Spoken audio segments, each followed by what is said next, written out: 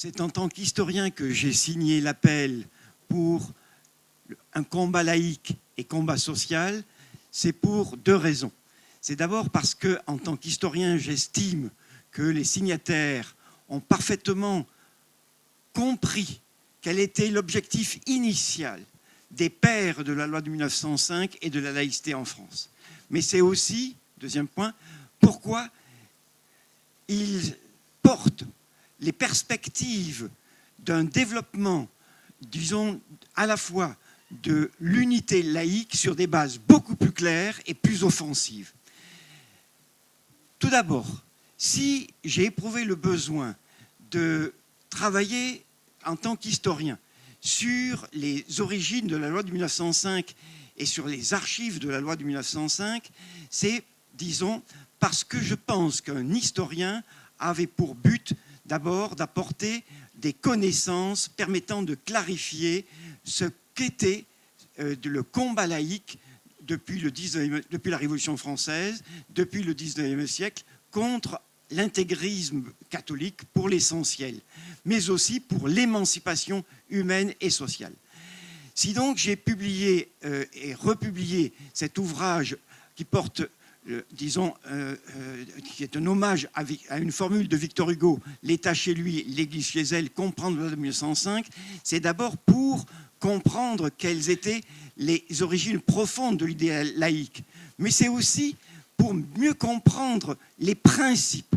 En effet, quand on décrit, quand on analyse les archives de la commission parlementaire qui a préparé la loi de 1905, on comprend que même si le mot laïcité n'est pas dans la loi, les principes de la laïcité sont parfaitement définis. Comme quoi? Comme d'abord le primat de la liberté de conscience qu'assure la République. Point. Pourquoi? Parce que le primat, la liberté de conscience prime toutes les autres libertés. D'elle dépendent aussi bien la liberté de penser que de croire, que, disons, de faire acte de foi ou acte de raison.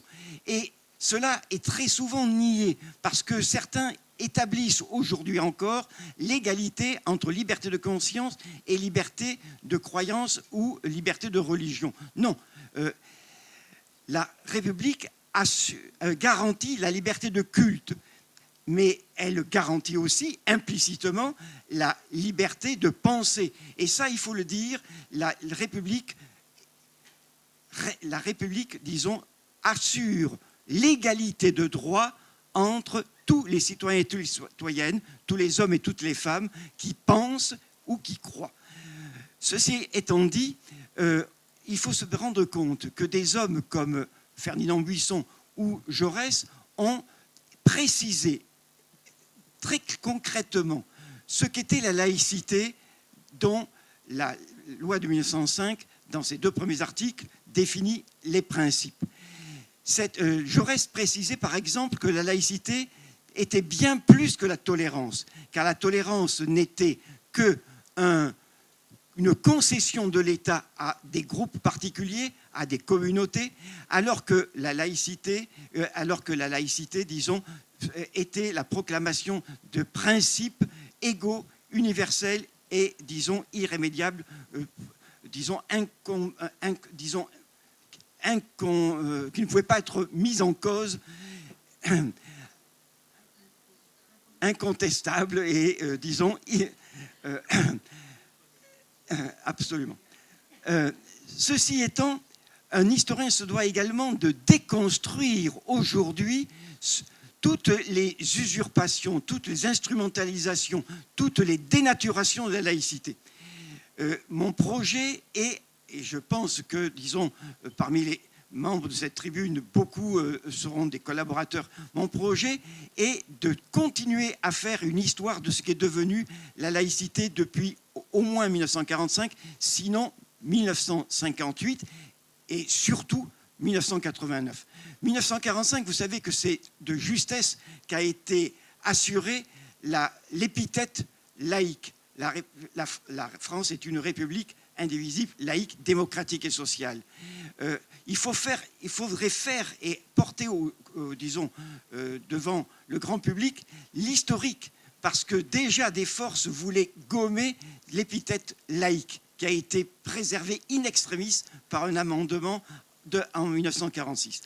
Mais il faut aussi comprendre le tour de passe-passe anti-républicain et anti-laïque que constitue en 1958 l'inscription dans l'article 1er de la Constitution de l'amendement « La République respecte toutes les croyances ». La République respecte toutes les croyances. Non, la République doit respecter tous les croyants ou les incroyants en tant que citoyens et citoyennes, hommes et femmes. Et en quoi est-ce que la République a à respecter les croyances, toutes les croyances? Là, certains juristes peuvent dire à juste droit que l'on passe d'une conception de la laïcité séparatrice du politique et du religieux à une conception de la laïcité qui concède déjà la reconnaissance de la place des religions et des croyances dans l'espace public. Et c'est très grave. Pourquoi? Parce que la première inscription de cette concession a été l'accord de la loi, disons, de Debré, le 25 décembre 1959, beau cadeau à l'Église catholique. Il faut dire que, et c'est là que l'historien doit déconstruire, comme vous le faites tous, j'espère, le rôle des cléricalismes et des néocléricalismes.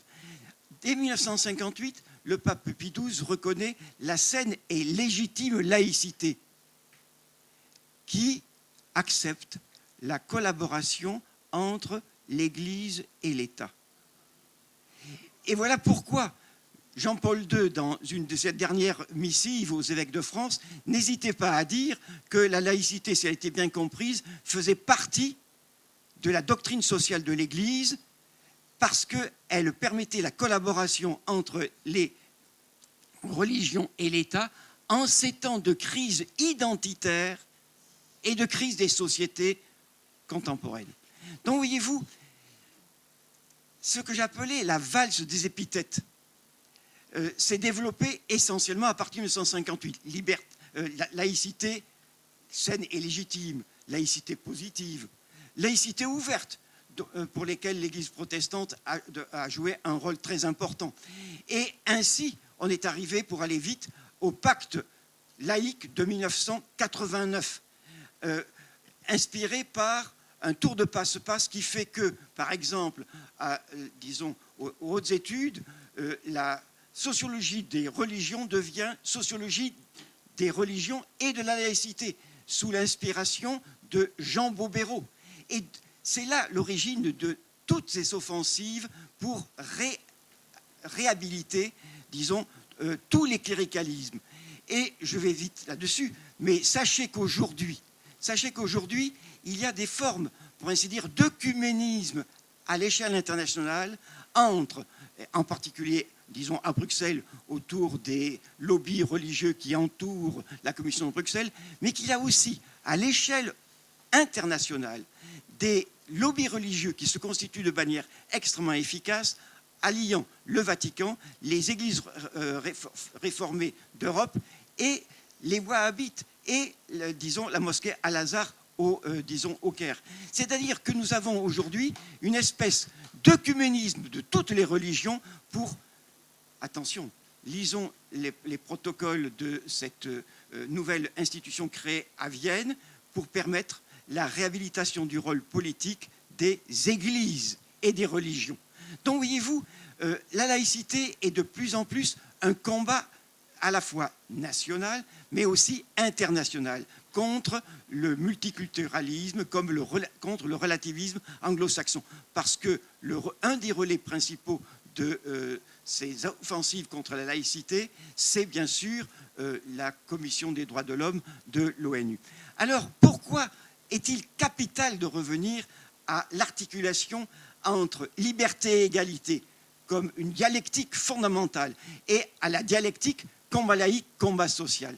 Parce que c'est par le combat social contre, disons, les oppressions de classe, les oppressions de race, les oppressions de sexe et de genre que, disons, nous pourrons faire que la laïcité devienne un principe émancipateur. Et cela commence fondamentalement par une émancipation au niveau de la défense, disons, de la pleine liberté de développement du savoir dans les collèges, les lycées et les universités, qui sont particulièrement menacée aujourd'hui. Donc, je terminerai en rappelant que Jaurès n'a pas simplement dit que, disons, il fallait établir un lien étroit entre laïcité de l'enseignement et progrès social, qui pour lui, disait-il, était synonyme. Et il faut aussi se rappeler que Jaurès, disons, lancé cet appel à la fin de son grand discours sur la laïque, le 24 janvier 1910, discours qui est toujours d'actualité. Deux forces sont aujourd'hui l'avenir, la force du travail et la force du savoir. Je vous remercie.